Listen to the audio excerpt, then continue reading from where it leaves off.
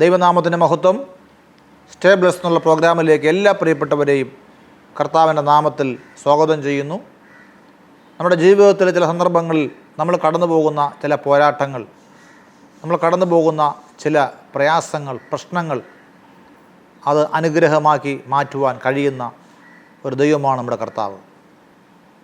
നമ്മുടെ കൈപ്പേറിയ അനുഭവങ്ങളെ മധുരമാക്കി മാറ്റുന്ന ഒരു ദൈവം. നമ്മുടെ ചില ഭൂതകാലത്തിലുള്ള വേദനകളെ, നമ്മുടെ ചില കഴിഞ്ഞ കാലം സംഭവിച്ചതായ ചില പ്രയാസപ്പെട്ട അനുഭവങ്ങളെ, ചില വേദനകളെ, ആ വേദനയുടെ ഓർമ്മകളെ അതൊരു നന്മയുടെ ഒരു അനുഗ്രഹത്തിൻ്റെ ഒരു ഓർമ്മയായിട്ട് മാറ്റുവാൻ കഴിവുള്ള ഒരു ദൈവത്തെക്കുറിച്ചാണ് ഇന്ന് നിങ്ങളുമായി പങ്കുവെക്കാൻ ആഗ്രഹിക്കുന്നത്.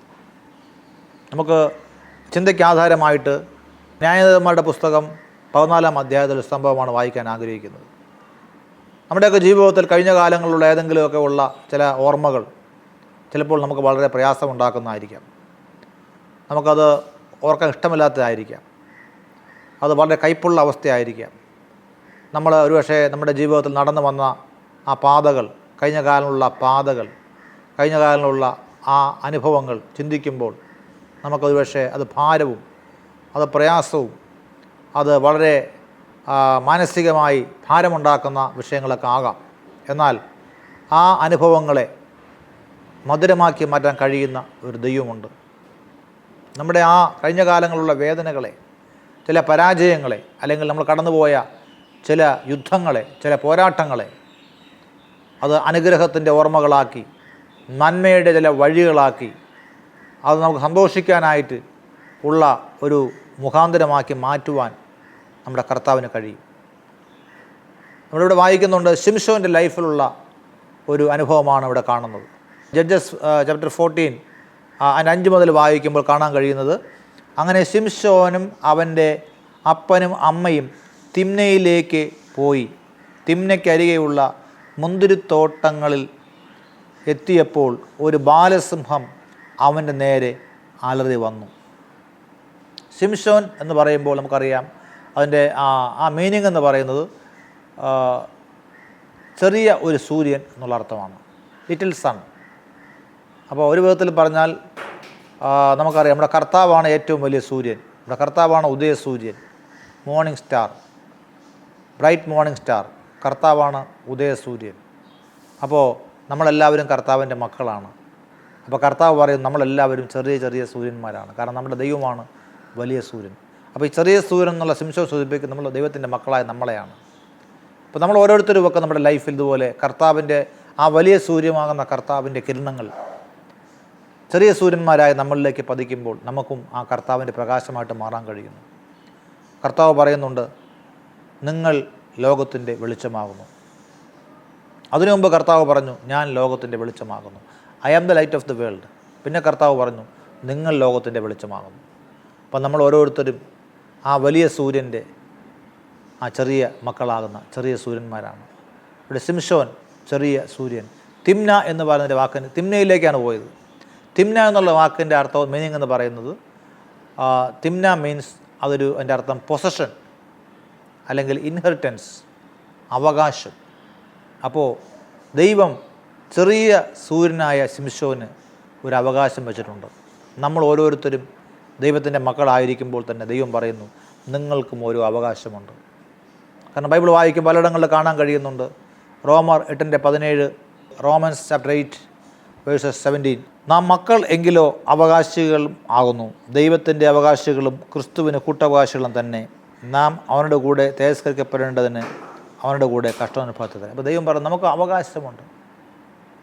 നമ്മൾ ഓരോരുത്തരും ദൈവത്തിൻ്റെ മക്കളാകും. നമ്മൾ ഓരോരുത്തരും അവൻ്റെ മക്കളായിരിക്കുന്നുവെങ്കിൽ കർത്താവായ യേശു ക്രിസ്തുവിനോട് കൂടെ നമുക്ക് അവകാശമുണ്ട്, കൂട്ടവകാശമുണ്ട്.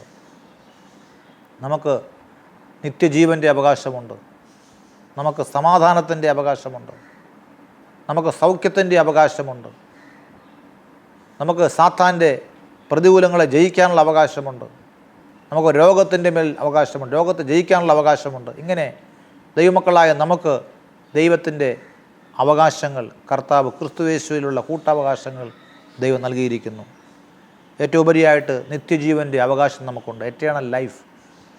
ഒരു മഹത്വീകരിക്കപ്പെടുന്ന ഒരവസ്ഥ കർത്താവ് നമുക്ക് വേണ്ടി വച്ചിരിക്കുന്നു. കർത്താവിൻ്റെ വരവിൽ രൂപാന്തരം പ്രാപിച്ച് അവനോടുകൂടെ ആയിരിക്കുന്ന ഒരു മഹത്വകരമായ, ഒരു ഗ്ലോറിഫൈഡ് ആയിട്ടുള്ള ഒരു പദവിയിലേക്ക് ദൈവം നമ്മളെ കൊണ്ടുപോകാനായിട്ടുള്ള മഹത്വകരമായ പ്രത്യാശ, മഹത്വകരമായ ഒരു ലൈഫ് നമുക്ക് വേണ്ടി കർത്താവ് വച്ചിരിക്കുന്നു.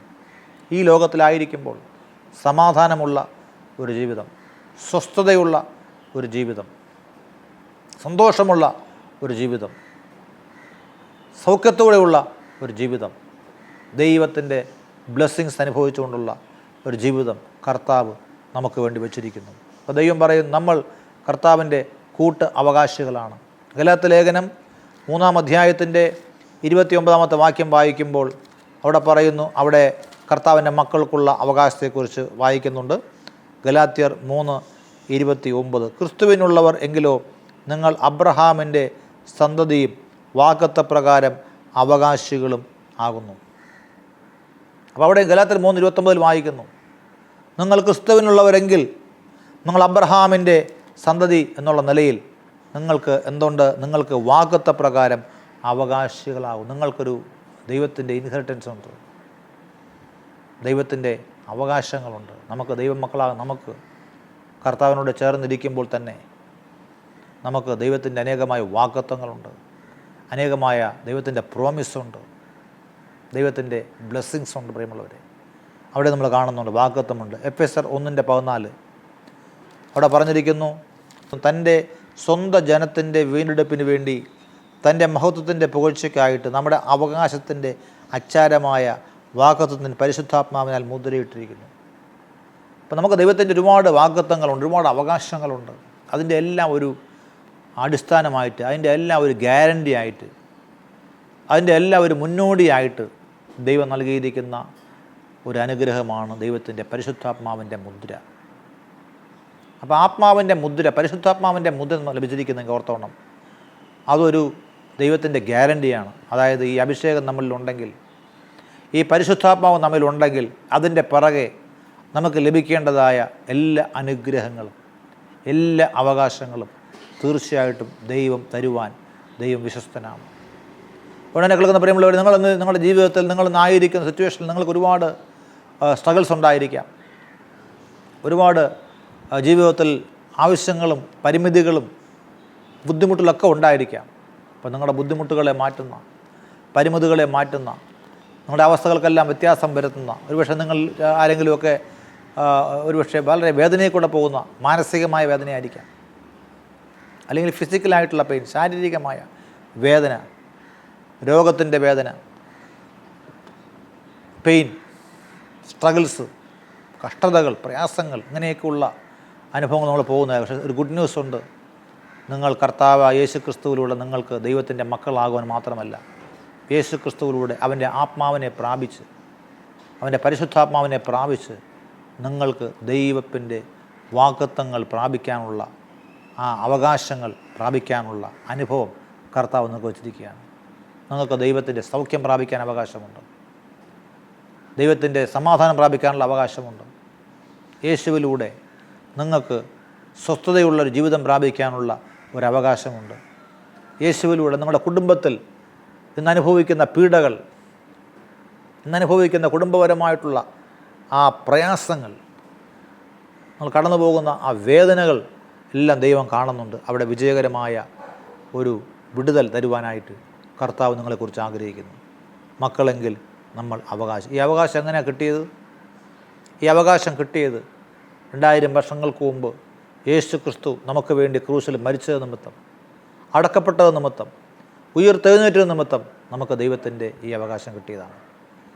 നമ്മുടെ വാഴ്ത്തപ്പെട്ട കർത്താവ് നമുക്ക് വേണ്ടി മരിച്ചാണ് നമുക്ക് ഈ അവകാശം വാങ്ങിയിരിക്കുന്നത്. അത് വെറുതെ ഈസിയായിട്ട് കിട്ടിയതല്ല. നമ്മുടെ കർത്താവ് വില കൊടുത്ത് നമുക്ക് വാങ്ങിക്കുന്ന അവകാശമാണ്. ഒരിക്കൽ ഒരു അനുഭവം ഞാൻ കേൾക്കാനിടയാണ്. ഒരു വളരെ സുവിശേഷത്തിന് പ്രതികൂലമുള്ള ഒരു സ്ഥലത്ത് വളരെ വെല്ലുവിളികൾ നിറഞ്ഞ, ഒരുപക്ഷെ പ്രാർത്ഥനയ്ക്ക് അല്ലെങ്കിൽ പള്ളിയിൽ പോകുന്നു എന്ന് പറഞ്ഞാൽ പോലും അവരെ അപ്പോൾ വെടിവെച്ച് കൊല്ലുന്ന ഒരു സിറ്റുവേഷനിൽ ഒരു പെൺകുട്ടി, ഒരു ബാലികയായിട്ടുള്ള, ഒരു 12-13 വയസ്സ് പ്രായമുള്ള ബാലികയായിട്ടുള്ള പെൺകുട്ടി ഞായറാഴ്ച രാവിലെ ആയപ്പോൾ ബൈബിൾ കൊടുത്തും കൊണ്ട് അവൾ പള്ളിയിലോട്ട് പോവുകയാണ്. ആ ബൈബിൾ അത് രഹസ്യമായിട്ട് പൊതുഞ്ഞാണ് കൊണ്ടുപോകുന്നു. പെട്ടെന്ന് റോഡിൽ വഴിയിൽ വെച്ച് പട്ടാളക്കാർ ചോദിച്ചു, നീ എവിടെ പോകുന്നു? ഞാൻ പള്ളിയിൽ പോകുന്നു പറഞ്ഞപ്പോൾ അവിടെ വെച്ച് കൊല്ലും. അത് പറയാൻ പറ്റത്തില്ല. ഞാൻ കള്ളം പറയാൻ പറ്റുമോ? കള്ളവും പറയാൻ പറ്റത്തില്ല. ചോദിച്ചു, നീ ഇവിടെ പോകുന്നു? അപ്പോഴാ പെങ്കൊച്ച് പറഞ്ഞു, ഞാൻ ഒരു കുടുംബപരമായ ഒരു ഫാമിലി മീറ്റിങ്ങിലാണ് ഞാൻ പോകുന്നത്. എൻ്റെ വർഷങ്ങൾക്ക് മുമ്പ് എൻ്റെ കുടുംബത്തിലുള്ള ഏറ്റവും എൽഡറായിരിക്കുന്ന, ഏറ്റവും മൂത്ത ഞങ്ങളുടെ കുടുംബത്തിലുള്ള ഞങ്ങളുടെ എൽഡറായിരിക്കുന്ന വ്യക്തി, ഞങ്ങളുടെ കാരണവരായിരിക്കുന്ന വ്യക്തി, അദ്ദേഹം ഈ ലോകത്തിൽ നിന്ന് മാറ്റപ്പെട്ടു. വർഷങ്ങൾക്ക് മുമ്പാണ്. ഇന്ന് ഞങ്ങളുടെ കുടുംബത്തിൽ എല്ലാ അംഗങ്ങളോട് ചേർന്ന് ഞങ്ങൾ കൂടുമ്പോൾ ഞങ്ങൾക്കുള്ള അവകാശം എന്താണെന്ന് അറിയിക്കുന്ന ഒരു ദിവസമാണ്. അതുകൊണ്ട് എനിക്കുള്ള ഷെയർ എന്താണെന്ന്, എനിക്കുള്ള അവകാശം എന്താണെന്ന് അറിയാൻ വേണ്ടിയാണ് ഞാൻ പോകുന്നത്. ഞാൻ ആ ഫാമിലി മീറ്റിങ്ങിൽ പോകുന്നത് എൻ്റെ അവകാശം എനിക്കറിയാൻ വേണ്ടിയാണ്. അപ്പോൾ ആ പട്ടാളക്കാർ പറഞ്ഞു, നീ പോയിക്കോ, എൻ്റെ അവകാശം നീ അറിഞ്ഞോ, കുഴപ്പമില്ല. ആ മകളെ പോകാൻ അനുവദിച്ചു. അപ്പോൾ എന്താണ് എൻ്റെ അർത്ഥം? ആ മകൾ കള്ളം പറഞ്ഞതാണോ? അല്ല.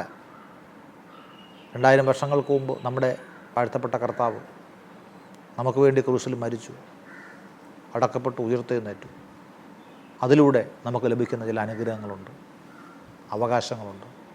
ആ അവകാശങ്ങൾ നമ്മൾ അറിയുന്നതാണ്, അത് മനസ്സിലാക്കുന്നതാണ് നമ്മുടെ ഓരോ കൂട്ടായ്മകളും. നമുക്കുള്ള ദൈവം വെച്ചിരിക്കുന്ന അനുഗ്രഹം എന്താണ്? ക്രിസ്തുവിലൂടെ നമുക്കുള്ള അനുഗ്രഹങ്ങൾ എന്തൊക്കെയാണ്? ക്രിസ്തുവിലൂടെ ദൈവം നമുക്ക് എന്തൊക്കെയാണ് അവകാശങ്ങൾ തരുന്നത്? നമുക്ക് അവൻ്റെ മക്കളാകുവാനുള്ള അവകാശം, പ്രിയ മക്കളാകുവാനുള്ള അവകാശം, ദൈവവുമായിട്ട് ബന്ധപ്പെടാനുള്ള അവകാശം, നമുക്ക് ദൈവത്തോട് നേരിട്ട് പ്രാർത്ഥിക്കാനുള്ള അവകാശം, യേശുവിലൂടെ പിതാവായ ദൈവത്തെങ്കിലേക്ക് കടന്നു പോകാനുള്ള അവകാശം, നമുക്ക് യേശുവിലൂടെ ദൈവത്തിൻ്റെ സമാധാനം പ്രാപിക്കാനുള്ള അവകാശം, നമുക്ക് യേശുവിലൂടെ രോഗസൗഖ്യം പ്രാപിക്കാനുള്ള അവകാശം, യേശുവിലൂടെ നമ്മുടെ ജീവിതത്തിൻ്റെ കഷ്ടതകൾക്കും അറുതി വരുത്താനുള്ള അവകാശം, പാപത്തിൻ്റെ മോചനം പ്രാപിക്കാനുള്ള അവകാശം, സമാധാനം പ്രാപിക്കാനുള്ള അവകാശം, പരിശുദ്ധാത്മാവിൻ്റെ ആ നിറവ് പ്രാപിക്കാനുള്ള അവകാശം, ശാപങ്ങളെ ജയിക്കാനുള്ള അവകാശം, പിശാചിനെ ജയിക്കാനുള്ള അവകാശം, നമ്മുടെ കർത്താവായ യേശു ക്രിസ്തുവിൻ്റെ രണ്ടാമത്തെ വരവിൽ യേശുവിനോടുകൂടെ നമുക്കും രൂപാന്തരപ്പെട്ട് പുതിയ തേജസ്സിൻ്റെ ശരീരം പ്രാപിച്ച് യേശുവിനോടുകൂടെ എന്നേക്കും വസിക്കുവാനുള്ള അവകാശം. ഇങ്ങനെയൊക്കെയുള്ള അവകാശങ്ങൾ നമുക്ക് കർത്താവ് നൽകി തരാനുള്ള കാരണം, കർത്താവ് നമുക്ക് വേണ്ടി മരിച്ചു. നമുക്ക് വേണ്ടി കർത്താവ് മരിച്ചു, നമുക്ക് വേണ്ടി കർത്താവ് അടക്കപ്പെട്ടു, നമുക്ക് വേണ്ടി കർത്താവ് ഉയർത്തെഴുന്നേറ്റ് ഇന്ന് എനിക്കും നിങ്ങൾക്കും ദൈവികമായ സ്വർഗീയമായ അവകാശങ്ങൾ നൽകുവാൻ വേണ്ടി കർത്താവ് ആഗ്രഹിക്കുകയാണ്. ഇവിടെ ശിംശോൻ തിമ്നയിലേക്ക് പോവുകയാണ്. തിമ്ന എന്ന് പറയുന്നത് അവകാശങ്ങൾ, തിമ്ന എന്ന് പറയുന്നത് ദൈവം ഒരുക്കിയിരിക്കുന്ന പൊസഷൻസ്, ദൈവം ഒരുക്കുന്ന വാഗ്ദത്തങ്ങൾ എന്നൊരു കാര്യം ഓർത്തുകൊണ്ട് നമ്മൾ ദൈവമക്കളായ നമ്മൾ ഈ വാഗ്ദത്തങ്ങൾ പ്രാപിക്കാമെന്ന് പറയുമ്പോൾ അത് വളരെ ഈസി ആയിട്ട് പ്രാപിക്കാൻ കഴിയുന്നൊരു കാര്യമല്ല. ദൈവത്തിൻ്റെ വചനം പറയുന്നു, നമ്മുടെ വിശ്വാസത്തോടു കൂടി ആയിരിക്കുമ്പോൾ, ദീർഘക്ഷമയോടെ ആയിരിക്കുമ്പോൾ മാത്രമേ ആ വാഗ്ദത്തങ്ങൾ പ്രാപിക്കാൻ കഴിയുള്ളൂ. ഇവിടെ ശിംശോൻ തിമ്നയിലേക്ക് പോവുകയാണ്. പോകുന്ന സമയത്ത് അവിടെ മുന്തിരിത്തോട്ടത്തിൻ്റെ ഇടയിൽ നിന്നൊരു സിംഹം, ഒരു ബാലസിംഹം അവനെ അലറി വന്നു. ആ യാത്രയെ തടസ്സപ്പെടുത്തിക്കൊണ്ട് ദൈവത്തിൻ്റെ വാഗ്ദത്തങ്ങളിലേക്കുള്ള യാത്രയാണ്, ദൈവത്തിൻ്റെ അവകാശങ്ങളിലേക്കുള്ള യാത്രയാണ്. പക്ഷേ അത് പ്രാപിക്കാനായിട്ട് തടസ്സപ്പെടുത്തിക്കൊണ്ട് വരുന്ന ഒരു ബാലസിംഹമാകുന്ന പ്രതികൂലം. 1 പത്രോസ് 5-ാം അധ്യായം വായിക്കുന്ന 8-ാം വാക്യം പറയുന്നു, നിങ്ങളുടെ പ്രതിയോഗിയായ പിശാച് അടർന്ന സിംഹം എന്ന പോലെ ആരെ വിഴുങ്ങിണ്ട് ചുറ്റും നടക്കുന്നു. നമ്മുടെ വാഗ്ദത്തങ്ങൾ നമ്മൾ പ്രാപിക്കാതിരിക്കാൻ തക്കവണ്ണം, നന്മയിലേക്ക് കടക്കാൻ കഴിയാതെ വണ്ണം, ദൈവികമായ അനുഗ്രഹങ്ങളിലേക്ക് കടക്കുവാൻ കഴിയാതെ വണ്ണം അവിടെ പ്രതികൂലമായിട്ട് ഒരു പൈശാചികമായ തടസ്സം അവിടെ കടന്നു വരികയാണ്. ഇന്ന് തന്നെ കേൾക്കുന്ന പരിപാടി, നിങ്ങളുടെ ജീവിതത്തിൽ നിങ്ങൾ തടസ്സങ്ങൾ അനുഭവിക്കുന്നുണ്ടോ? ദൈവത്തിൻ്റെ വാഗ്ദത്തമുണ്ട്, ദൈവത്തിൻ്റെതായിട്ടുള്ള വലിയ വലിയ വാഗ്ദത്തങ്ങൾ നിങ്ങൾക്ക് അറിയാം. നിങ്ങളെക്കുറിച്ച് കർത്താവിന് വലിയ പ്ലാൻ ഉണ്ടെന്നറിയാം, കർത്താവിന് വലിയ അനുഗ്രഹങ്ങൾ നിങ്ങൾക്കുണ്ടെന്ന് നിങ്ങൾക്കറിയാം. പക്ഷേ ആ അനുഗ്രഹങ്ങളിലേക്ക് പ്രാപിക്കാൻ കഴിയാതെ വണ്ണം, കാലെടുത്ത് വയ്ക്കുമ്പോൾ തടസ്സം വരുന്നത് പോലെ അങ്ങോട്ട് വിടാതെ വണ്ണം വരുന്ന ചില പ്രതികൂല ശക്തികൾ ഇവിടെ ആ ബാലസിംഹങ്ങൾ വന്ന് തന്നെ തടസ്സപ്പെടുത്തുകയാണ്. വചനം പറയുന്നു, ആ സമയത്ത് ദൈവത്തിൻ്റെ ആത്മാവ് അവൻ്റെ മേൽ വന്നു. കയ്യിലൊന്നുമില്ലാതിരിക്കെ അവൻ അതിനെ ഒരാട്ടിൻകുട്ടിയെ പോലെ കീറിക്കളഞ്ഞു.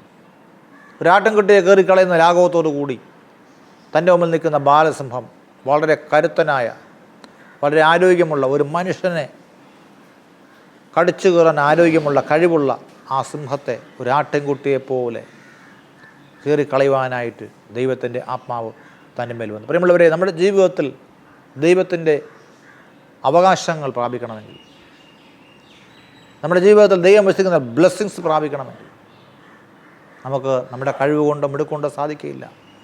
നമുക്ക് ദൈവത്തിൻ്റെ ആത്മാവിൻ്റെ സഹായം ആവശ്യമായിരിക്കുന്നു. പരിശുദ്ധാത്മാവിൻ്റെ ശക്തി ആവശ്യമായിരിക്കുന്നു. പരിശുദ്ധാത്മാവിൻ്റെ അഭിഷേകം ആവശ്യമായിരിക്കുന്നു. പരിശുദ്ധാത്മാവിൻ്റെ സാന്നിധ്യം ആവശ്യമായിരിക്കുന്നു. ഇവിടെ ആ ബ്ലോക്ക് മാറാനായിട്ട്, ആ പ്രതിസന്ധി മാറാനായിട്ട് ശിംശോനെ സഹായിച്ചത് ദൈവത്തിൻ്റെ ആത്മാവാണ്. ദൈവത്തിൻ്റെ ആത്മാവിൻ്റെ അഭിഷേകം വന്നപ്പോൾ, അല്ലെങ്കിൽ ശിംശോൻ ഓടിപ്പോയനെ, അല്ലെങ്കിൽ ശിംശോൻ അവിടെ ഒരുപക്ഷെ കൊല്ലപ്പെട്ടേനെ, പരാജയപ്പെട്ടു പോയേനെ.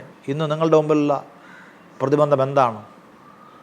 നിങ്ങളുടെ വിശ്വാസപരമായ മുന്നോട്ടുള്ള ഗമനത്തിൽ പ്രതിബന്ധമുണ്ടോ? നിങ്ങളുടെ കുടുംബപരമായ മുന്നോട്ടുള്ള പ്രയാണത്തിൽ പ്രതിബന്ധമുണ്ടോ? നിങ്ങളുടെ മക്കളുടെ ജീവിതത്തിൽ, തലമുറകളുടെ ജീവിതത്തിൽ, മുമ്പോട്ടുള്ള പ്രയാണത്തിൽ അവരുടെ ഭാവി ജീവിതമായിട്ട് ബന്ധപ്പെട്ടാകാം, വിദ്യാഭ്യാസമായിട്ട് ബന്ധപ്പെട്ടാകാം, അവരുടെ ആരോഗ്യമായിട്ട് ബന്ധപ്പെട്ടാകാം, അവരിന്ന് അനുഭവിക്കുന്ന ഏതെങ്കിലും തരത്തിലുള്ള പ്രതിബന്ധങ്ങളുണ്ടോ? ദൈവം പറയുന്നു, ദൈവത്തിന് അവരെ വിടുവിക്കുവാൻ കഴിയും, സഹായിപ്പാൻ കഴിയും. എങ്ങനെ? ദൈവത്തിൻ്റെ ആത്മാവിൻ്റെ ശക്തിയാൽ, ദൈവത്തിൻ്റെ അഭിഷേകത്താൽ. പരിശുദ്ധാത്മാവിൽ നമ്മൾ നിറയുക, പറയുക, കർത്താവേ, എനിക്ക് എൻ്റെ അഭിഷേകം വേണം. കർത്താവേ, കർത്താവ് പറഞ്ഞിരിക്കുന്ന, ലൂക്കോസ് പറഞ്ഞിരിക്കുന്ന, ദോഷികളായ നിങ്ങളുടെ പിതാക്കന്മാർ തങ്ങളുടെ മക്കൾക്ക് നല്ല ദാനങ്ങളെ കൊടുക്കുന്നുവെങ്കിൽ സ്വർഗസ്ഥനായ നിങ്ങളുടെ പിതാവ് തന്നോട് ചോദിക്കുന്നവർക്ക് പരിശുദ്ധാത്മാവിനെ എത്ര അധികം കൊടുക്കും? എത്ര അധികമായി പരിശുദ്ധാത്മാവിനെ കൊടുക്കും? കർത്താവിൻ്റെ അഭിഷേകത്താൽ ശിംശോൻ ആ ബാലസിംഹത്തെ കീറിക്കളഞ്ഞു. വചനം പറയുന്നു, താൻ ചെയ്തത് അപ്പനോടും അമ്മയോടും പറഞ്ഞില്ല. പിന്നെ അവൻ ചെന്ന് ആ സ്ത്രീയോട് സംസാരിച്ചു, അവളെ ശിംശോനെ ബോധിച്ചു. കുറേ കാലം കഴിഞ്ഞ ശേഷം അവൻ അവളെ വിവാഹം കഴിപ്പാൻ തിരികെ പോകയിൽ സിംഹത്തിൻ്റെ ഉടൽ നോക്കേണ്ടതിനെ മാറിച്ചെന്ന് സിംഹത്തിൻ്റെ ഉടലിനകത്ത് ഒരു തേനീച്ചക്കൂട്ടവും തേനും കണ്ടു. അത് അവൻ കയ്യിലെടുത്ത് തിന്നും കൊണ്ട് നടന്നു. അപ്പൻ്റെയും അമ്മയുടെ അടുക്കൽ ചെന്ന് അവർക്കും കൊടുത്തു, അവരും തിന്നു. എന്നാൽ തേൻ ഒരു സിംഹത്തിൻ്റെ ഉടലിൽ നിന്ന് എടുത്തുവെന്ന് അവൻ അവരോട് പറഞ്ഞില്ല. ഇവിടെ കാണുന്നു, ശിംശോൻ ആ യാത്ര കഴിഞ്ഞ് ആ സിംഹത്തെയൊക്കെ പരാജയപ്പെടുത്തി അതിനെയൊക്കെ അതിജീവിച്ച് തിന്നയിലേക്ക് പോയി, ആ വാഗ്ദത്തങ്ങളിലേക്ക് പോയി. ആ വാഗ്ദത്തങ്ങളൊക്കെ പ്രാപിക്കാനായിട്ടുള്ള അവസരങ്ങൾ കർത്താവ് കൊടുത്തു. എന്നാൽ തിരികെ വന്നപ്പോൾ, ആ യാത്ര വന്നപ്പോൾ, നേരത്തെ ഫൈറ്റ് ചെയ്ത സ്ഥലം, നേരത്തെ യുദ്ധമുണ്ടായ സ്ഥലം, നേരത്തെ കഷ്ടമുണ്ടായ സ്ഥലം, നേരത്തെ പ്രതികളുണ്ടായ സ്ഥലം അവിടെ നോക്കിയപ്പോൾ അവിടെ ഒരു തേനീച്ച കൂടിരിക്കുന്നു. ആ സിംഹത്തിൻ്റെ ഉടലിനകത്ത് ഒരു തേനീച്ച കൂടിരിക്കുന്നു. അവൻ പോയി നോക്കിയപ്പോൾ അവിടെ തേനിരിക്കുന്നു. ആ തേനെടുത്ത് ഭക്ഷിച്ചു, തൻ്റെ അപ്പനും അമ്മയ്ക്കും കൊടുത്തു. പ്രിയമുള്ളവർ, എന്താണ് കാണിക്കുന്നത്? നേരത്തെ ഉണ്ടായ ആ കഷ്ടതയുടെ അനുഭവം, ആ മാറയുടെ അനുഭവം, ആ ഭയാനകമായ അനുഭവം, ഇപ്പോൾ അവിടെ മധുരം വന്നിരിക്കുന്നു. ഇപ്പോൾ അവിടെ തേൻ വന്നിരിക്കുന്നു. സന്തോഷത്തിൻ്റെ അവസ്ഥ വന്നിരിക്കുന്നു. സന്തോഷത്തിൻ്റെ അവസ്ഥ വന്നിരിക്കുകയാണ്. എങ്ങനെ സംഭവിച്ചു? ദൈവത്താൽ സംഭവിച്ചു.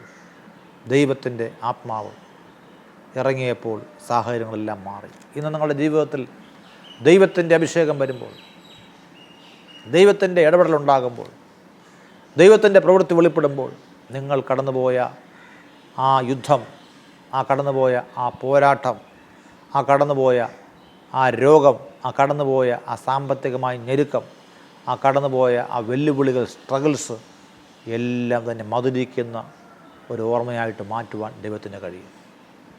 ഏതൊക്കെയോ വ്യക്തികളോട് ദൈവത്തിന് പറയാനുള്ളത്, കുടുംബങ്ങളോട് ദൈവത്തിന് പറയാനുള്ളത്, നിങ്ങൾ വിഷമിക്കരുത്. നിങ്ങൾ ഭൂതകാലത്തെ ഓർത്ത് വേദനിക്കരുത്. ഭൂതകാലങ്ങളിലുള്ള ഓർമ്മകളെ ഓർത്ത് നിങ്ങൾ വിഷമിച്ചിരിക്കരുത്. മറിച്ച് ആ ഭൂതകാലത്തിൻ്റെ അകത്തൊരു നന്മയുണ്ട്. നിങ്ങളുടെ കഷ്ടതയ്ക്കകത്ത് ഒരു അനുഗ്രഹമുണ്ട്. വിശുദ്ധ ബൈബിൾ പഠിക്കുമ്പോൾ നമുക്കറിയാം ഇസ്രായേൽ മക്കൾ അവർ മാറായിലൂടെയാണ് ദൈവം ഏലീമിൽ കൊണ്ടുവന്നത്. പലപ്പോഴും ദൈവം നമ്മളെ ഏലീമിൽ കൊണ്ടുവരുന്നതിന് മുമ്പ് ഏലീമാകുന്ന സമൃദ്ധി, ഏലീമാകുന്ന സമാധാനം, ഏലീമാകുന്ന വർധനവ്, ഏലീമാകുന്ന ഈത്തപ്പനയുടെയും ഉറവുകളുടെയും സ്ഥലം അവിടെ കൊണ്ടുപോകുന്നതിന് മുമ്പ് ദൈവം നമ്മളെ മാറായിലൂടെ കൊണ്ടുപോകാറുണ്ട്. ആ മാറ എന്ന് പറയുന്ന കയ്പിൻ്റെ സ്ഥലമാണ്. നിങ്ങൾക്കിന്ന് കയ്പുണ്ടോ? നിങ്ങൾക്കിന്ന് മാറായുണ്ടോ? നിങ്ങൾക്കിന്ന് വേദനയുണ്ടോ? നിങ്ങൾക്കിന്ന് ഭാരമുണ്ടോ? അവിടെ കൊണ്ട് തീരുന്ന ദൈവം നിങ്ങൾക്ക് ഏലീമിലേക്ക് നിങ്ങൾ നയിക്കും. അതുകൊണ്ട് പ്രിയമുള്ളവരെ, യേശുവിൻ്റെ നാമത്തിൽ ഞാൻ നിങ്ങളോട് പറയട്ടെ, നിങ്ങളുടെ ജീവിതത്തിലുള്ള ഇന്നുള്ള ആ മാറ, ഇന്നുള്ള കയ്പ് നാളെ നിങ്ങൾക്കൊരു അനുഗ്രഹമായി മാറാൻ പോകും, നന്മയായി മാറാൻ പോകും, ദൈവത്തിൻ്റെ വലിയ മഹത്വമായി മാറാൻ പോകും. ഒരു തേൻ ഭുജിക്കുന്നത് പോലെ ശിംശോൻ്റെ ജീവിതത്തിൽ ഒരു ആനന്ദം. തേൻ എന്തിനെ കാണിക്കും? തേൻ ആനന്ദത്തെ കാണിക്കുന്നു. തേനിനേക്കാളും തേൻകട്ടയേക്കാളും മധുരമുള്ള ദൈവത്തിൻ്റെ വചനം. അപ്പോൾ ആ തേനെന്ന് പറയുന്നത് മാധുര്യമുള്ളതാണ്. ആ തേനെന്ന് പറയുന്നത് സന്തോഷം തരുന്നതാണ്. തേനെന്ന് പറയുന്നത് നമുക്ക് നല്ല പോഷകം തരുന്നതാണ്. നമുക്ക് തേനെന്ന് പറയുന്നത് നമ്മുടെ ഇമ്മ്യൂണിറ്റി പവർ കൂട്ടുന്നതാണ്.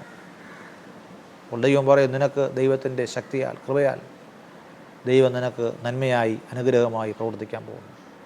നീ കടന്നുപോയ കഴിഞ്ഞ കാലങ്ങളിലുള്ള അത് ദോഷത്തിന് വേണ്ടി ആയിരുന്നില്ല, അത് അനുഗ്രഹത്തിന് വേണ്ടിയായിരുന്നു. നീ കഴിഞ്ഞ കാലം കടന്നുപോയ രോഗം അത് തിന്മയ്ക്ക് വേണ്ടി ആയിരുന്നില്ല, അത് നന്മയ്ക്ക് വേണ്ടിയായിരുന്നു. ഇപ്പോൾ നീ അനുഭവിക്കുന്ന ചില പ്രയാസങ്ങൾ ദൈവം നിന്നെ വിടുവിച്ച് ഒരു സാക്ഷിയാക്കി മാറ്റാൻ പോകുന്നു.